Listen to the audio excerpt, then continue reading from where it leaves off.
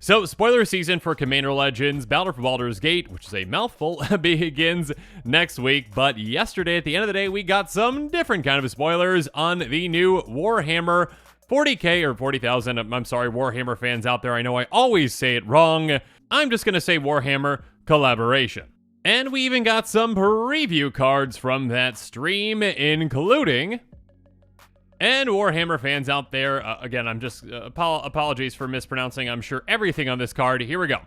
Abaddon the Despoiler, a 5/5 Astartes warrior with trample. Let's go with that. That costs 2 blue, black, and a red. Again, this is a quick take. I misspeak on these quite often. Anyways, it has Mark of Chaos Ascendant, which I'm sure means something to Warhammer fans out there. Regardless, during your turn, spells you cast from your hand with mana value X or less have Cascade, where X is the total amount of life your opponents have lost this turn. So I think this is a pretty exciting design for a commander. It's very spicy, and yeah, who doesn't love Cascade? Now, in a way, this is kind of like Yidris the Maelstrom Wanderer, but different. You don't have to get this through, in combat to actually, get that cascading going. Though, obviously, getting it through in combat does help by, making your opponents lose life, and obviously that trample is a way to do that. But of course, there are plenty of ways to make your opponents lose life consistently, and yeah, we're going to talk about some of those and some fantastic effects that you're going to want to include with this. Because of course, the more life that you have your opponents lose in a turn, and against the total life among all your opponents, which is great, the more your bigger spells can have a massive impact. And actually, I probably should have mentioned what Cascade is for those of you that don't know. Cascade means when you cast a spell, exile cards to the top of your library until you exile a non-land card whose mana value is less than the spell's mana value. You may cast that card without paying its mana cost. If the resulting spell's mana value is less than the spell's mana value, then put all cards exiled this way that weren't cast this way on the bottom of your library in a random order. Basically, cast something big, get something less big off the top of your library for free. Now, those spells that you're cascading into won't cascade, unless they just naturally have Cascade, but yeah, every single spell in your hand has the potential to essentially have Cascade if you can dish out enough damage. And of course, there are other really exciting things that you can do with Cascade, and some really unexpected ones as well. Now, in these colors, of course, you've got plenty of ways to dish out pain consistently to your opponents, especially because you're in black and red, so yeah, there's a lot of exciting things that you can do with this.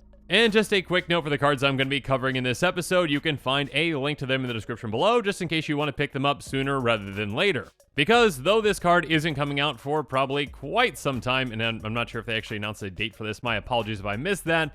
Yeah, basically, whenever a new commander is spoiled, if many players are excited about it, well, certain cards can tend to go up in price quite quickly because they might work really well with that commander. So, yeah, you might want to pick up some cards sooner rather than later. Regardless, some of the first cards that came to my mind were some repeatable damage effects or repeatable loss of life effects, which come with things like Spear Spewer, Thermal Alchemist, and Keen Duelist. Spear Spewer is a 0/2 defender for just 1 mana, a single red, that has tap. It's going to deal 1 damage to each player. This is a fantastic card that you can get down incredibly early, and yes, it does ping you, but that's fine. This is going to ping each of your opponents, and again, in a game like Commander, which is multiplayer, and you've got 4 players, including 3 opponents, that is going to be 3 damage, or, 3 loss of life, essentially, for each opponent. So, yeah, that can help get your Cascade value up quite quickly. And then Thermal Alchemist is pretty similar, a 0/3 human shaman with Defender that can tap to deal 1 damage to each opponent, so not yourself, which is nice. And whenever you cast it into a sorcery spell, untap Thermal Alchemist. So again, just by tapping this once, that's going to be 3, assuming you've got 3 opponents, which let's just keep with that example. And then you cast 1 instant or sorcery, and then this is up to 6. So yeah, basically, the vast majority of spells in your hand are going to be able to cascade then. And of course, if you are cascading into more instant and sorceries, this keeps untapping and keep dishing out more damage, and yeah, this can get out of hand. Moving on, a really big play can come with something like Keen Duelist, a 2/2 human wizard that says at the beginning of your upkeep, you and target opponent each reveal the top card of your library. You each lose life equal to the mana value of the card revealed by the other player. You each put the card you revealed into your hand. So this is card advantage with a price, but our price can be much higher than an opponent's. Because though we have these low-to-the-ground cards in this deck, we also are going to want to consider some high converted mana cost cards, which I'll go over here in a bit. And yeah, an opponent can lose a ton of life in a single turn just from this 2-mana creature. which then of course can help us cascade into ridiculous things. Now, of course, there are plenty of other punishing cards in these colors, and let's quickly go through some more with Pal Siege, Tectonic Giant, and Heartless Hidetsugu. Pal Siege has when it enters battlefield, choose cons or dragons, but in this example, we're going to choose dragons. At the beginning of your upkeep, each opponent loses 2 life and you gain 2 life. So this just being in play as an upkeep trigger is already going to get that X value up to 6 on its own, again assuming 3 opponents.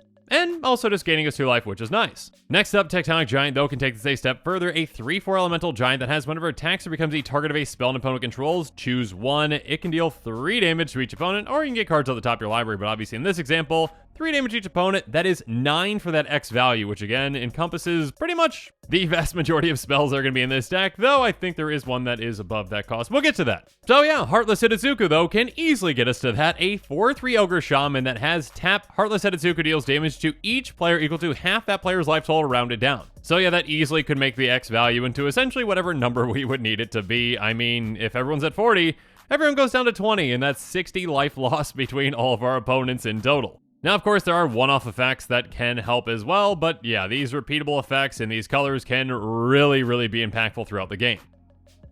Next up, some other cards to consider are going to be high converted mana cost spells that aren't really all that high of a converted mana cost when we actually decide to cast them. For example, Treasure Cruise is an 8 mana spell, but we're never going to be paying 8 mana for it. It has Delve. Each card you exile from your graveyard while casting a spell pays for 1, draw 3 cards. So this is a spell that we can cast for as little as 1 mana, though again, on the stack, it's considered an 8 mana spell, so yeah, when we're cascading with this, it's going to just cascade into something else, hopefully that is massive as well, at least, 7 or less. So, of course, other Delve cards that we can consider as well that also have that kind of cost reduction are cards like Dig Through Time and Temporal Trespass, which have really high converted mana costs. Again, Dig Through Time is also at 8, Temporal Trespass, this one's at 11. Regardless, Dig Through Time is also a great card advantage spell. Look at the top 7 cards of your library, put 2 of them in your hand, and the rest of the bottom of your library in any order. And Temporal Trespass, I mean, I think it just keeps getting more and more expensive. I don't think it's ever been reprinted. Regardless, take an extra turn for this one, exile Temporal Trespass, and yeah, this is a spell you can cast for as little as 3 mana. Quite good. So have fun taking an extra turn and cascading into something else, hopefully massive. Again, and once you get that X value up above 11, this can have a massive impact. I mean, even more of an impact than extra turn spell already has, I should say. Yeah, the amount of value that you can generate with this commander once you're set up properly is pretty absurd. And yeah, there are plenty of other spells that, have a reduction in cost that might have a very high converted mana cost, but you can cast for cheap, like something like a Blasphemous Act. It costs 9 mana in total, 8 in a red, but you're never going to pay that. It's going to cost 1 less to cast for each creature on the battlefield and deals 13 damage to each creature. Now, obviously, with this, you're probably going to want some way to protect your commander and keep it in play, but yeah, you can still cascade off of this massive spell. Just know that if, you don't protect your commander from it, your commander is going to get taken out as well because, yeah, it's a 5/5. Cannot survive 13 damage. Moving on, some other cards that I really want to highlight are cards like Rakdos, Lord of Riots, Neheb the Eternal, and Florian Valdarian Scion. Rakdos is actually a very similar commander to this one. Actually, all of them pretty much are. But yeah, Rakdos is a 6/6 demon with flying and trample, and it has, you can't cast it unless an opponent lost life this turn. And on top of that, creature spells you cast cost 1 less to cast for each 1 life your opponents have lost this turn.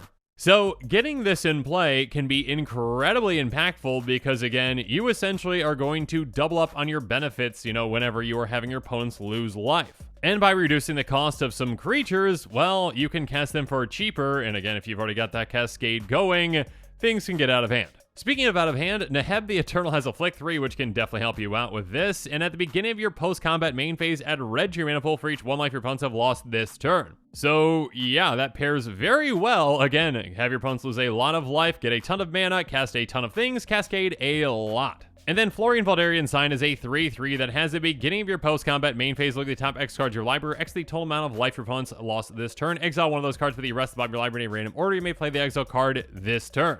So in a way, this can be a very deep tutor. I mean, off the top of your library, a decent amount depending on the amount of life your opponents have lost, and it can get you an incredibly impactful card. Now, keep in mind, that card that you do cast is going to be cast from exile, so you are not benefiting, by getting a cascade from that because the new commander, Abaddon, I think that's the name, my apologies, I probably mispronounced that again, only lets you cascade when you're casting spells from your hand. Still, I'm not going to complain about a repeatable tutor effect that can really help you out with this deck.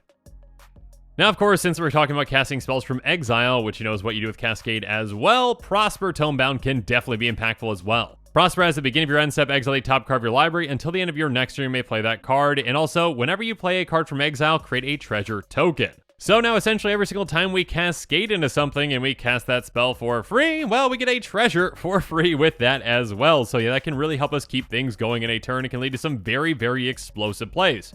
You know, on top of just providing us some temporary card advantage as well, just, you know, by this being in play. Moving on, some other kinds of cards that you might want to consider with this commander are ones that have absolutely no mana value, with cards like Profane Tutor, Wheel of Fate, and Ancestral Vision. Now, it might really be helpful if you only include one of these in your deck, and maybe the most impactful one. It really depends on how you build your deck. But yeah, essentially, if you cast a 1-mana spell, again, that it's going to have that cascade thanks to your commander, you can guarantee that you're going to hit one of these cards. So in the case of Profane Tutor, that might be the best option for you. It basically is a demonic tutor. Search your library for a card, put that card in your hand, then shuffle. Again, usually you have to suspend this, but, you know, with this kind of a deck, when you're cascading, if you just cast, say, a Soul Ring again, and it's your only 0-mana spell in your deck, you get this essentially for free off the top of your library every single time. And yeah, casting a Soul Ring and also getting basically a demonic tutor with that for free is fantastic. Or maybe you want a wheel with something like Wheel of Fate, which says each player discards their hand, then draws 7 cards. Or Ancestral Vision, which says target player draws 3 cards. Obviously, again, you can keep, you know, any number of these in your deck or build around these in any way that you want. But yeah, if you want some consistency and want to know what you're going to hit when you cast that 1-mana spell, make sure it's just 1. And of course, it could be my favorite one of these with Inevitable Betrayal, which I built an entire deck around with my Cody deck. And yeah, this thing is fantastic. Search target opponent's library for a creature card and put that card on the battlefield under your control, then that player shuffles. So yeah, basically bribery, but again, with this kind of a deck, it's like Soul Ring, bribery for free. Yay! Everyone's having fun. Well, mostly me. Anyways. Or, you know, if you want to build a living end deck around this commander, I'm sure you could as well. Each player exiles all creature cards from their graveyard, then sacrifices all creatures they control, then puts all cards exiled this way onto the battlefield. So definitely make sure you're considering some 0-mana spells for your deck and different ways to build around this commander with these kind of effects.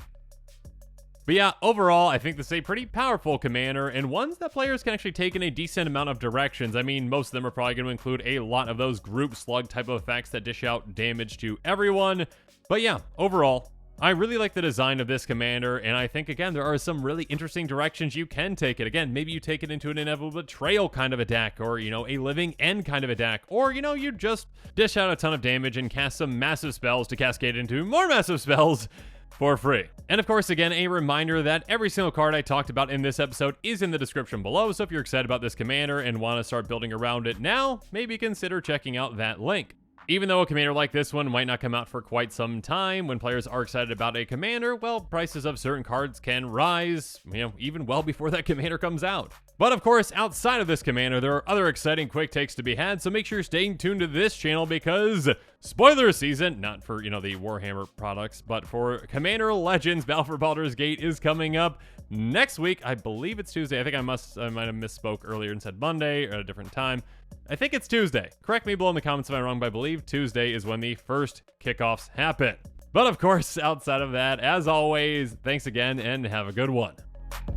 This show and episodes like this one are possible thanks to viewers like you. If you're looking for an easy way to help support this show, make sure that you like, share, and subscribe. Also, hit that bell notification icon so you don't miss any new episodes. You can also go check out our playmats and other merchandise at thecommandersquarters.com. We also have a ton of brand new t-shirt designs in stock, so make sure you check out those as well. Another easy way to support this show is with our TCG Player affiliate links. So whether you're buying a deck or individual cards, you can use this general link right here or one in the description. And the final way that you can support this show is by supporting us directly by becoming a patron. There are many benefits to being a patron, and I truly couldn't do this without all of their support.